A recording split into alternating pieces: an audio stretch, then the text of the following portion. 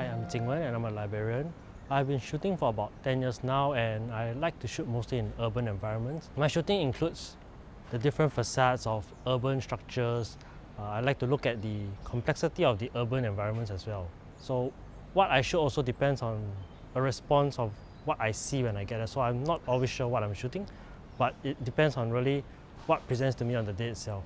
I first started shooting digital, but then I quickly switched to film to try it out. I started with black and white film and I liked the results, so I decided to give a try to shoot slide film as an experiment as well, because most of us knew that slide film would probably be the first to go. But after I started shooting, I really liked the results, the punchiness, the tonality that I continued shooting with it. So I decided to apply this to my urban shooting. In the course of shooting, I realized that I need certain requirements. For example, the rise, which most people shoot tilt shift on digital. So for film, I decided to get a large format camera, which is well known for its movements. My choice of camera here, the Chamonix 4.5, is mainly because I wanted a field camera, because when we walk around a lot, weight really matters, it's quite important. So these are one of the lightest cameras and it's quite useful. The only problem is that you have to change lenses a lot if you need to have different distances. But otherwise, it's quite simple to set up, even though it looks complicated. So after shooting my film, I sent in for development. Right now, there's only one lab in Singapore that really does it, the analog film lab, because the rest have shut down. So when I mean shut down, I mean the E6 processing. So after they send it back to me, I do a scan. Luckily, sheet film is easier to scan because it's more flat.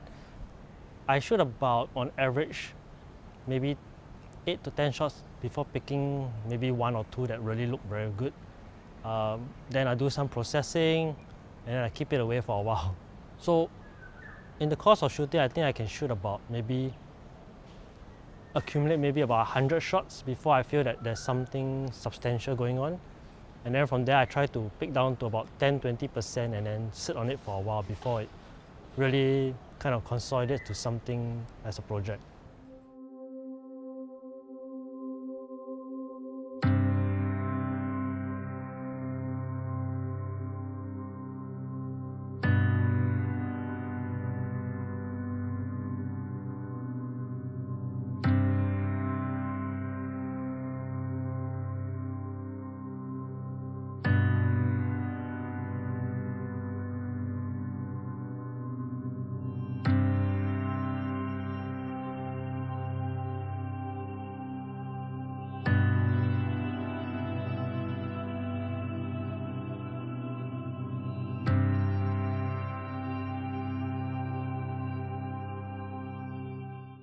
I like to look at the organization of structures and objects. So in photography, I try to capture some of that.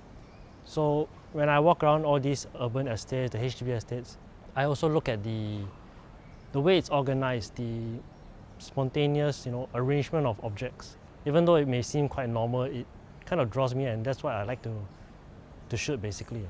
This has led me to, over time, as I mentioned earlier, consolidate a set of photos which I eventually compiled into the Singapore Flat series. And that's what I'm currently working on.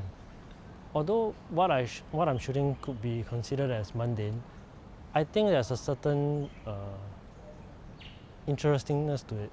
The different utilitarian features of a facade, for example, the windows, the pipes, they are arranged in a way that was probably not intended by the original designers, maybe even by different people, but yet when they are organized together, there's a certain aesthetic to it which I find is interesting. So what actually looks mundane actually reveals the actions of people in the environment, the people who built the structures, arranged the structures, and also the people who are using it. I think having explored so many HDBs, you do get to see some of their quirks and layout. So I think to me the most interesting thing is actually seeing the timeline of the HDB when it was built at different points of Singapore, because they have exactly the same structure just in different colors. So different layouts, for example, one in Boon Lay could be found in Bedok. So you roughly know that they were designed and built around the same time. So after shooting all these HDB facades and environments for so long and collecting such a huge amount, I was looking to put together a series, and I did that together with the help of Kevin through the IPA mentorship. So over the course of a few months, we looked at the different photos and tried to decide what was the underlying themes, the structures, how to do a good edit. We were looking at the sequence as well, and this was particularly challenging because there is no narrative in a normal sense, but we were looking for the aspects that could best fit in a rhythm. I think that's the best way to put it at the moment, until we have looked at it in its totality. So during the mentorship, we looked at the edit of sequences and photos. What we looked for was something that was more special. I mean, even though the photos are pretty mundane, sometimes something, when you look at a certain shot, it will just jump out at you. And we use that as the initial basis of selecting the right shots for the edit. After that, we looked at how they could have sequenced together and the different elements that can tie them together. I think this is what we use to establish the base edit. After that, I continued to add to it based on what I felt was missing. So I guess one of the biggest challenges for shooting SG flat is that there's a lot of repetition. It can't be avoided when you're shooting estates which are essentially repeating patterns over and over again. So I think the biggest challenge is trying to avoid the repetition, repeat without repeating in the end. Trying to find unique situations in each estate where possible.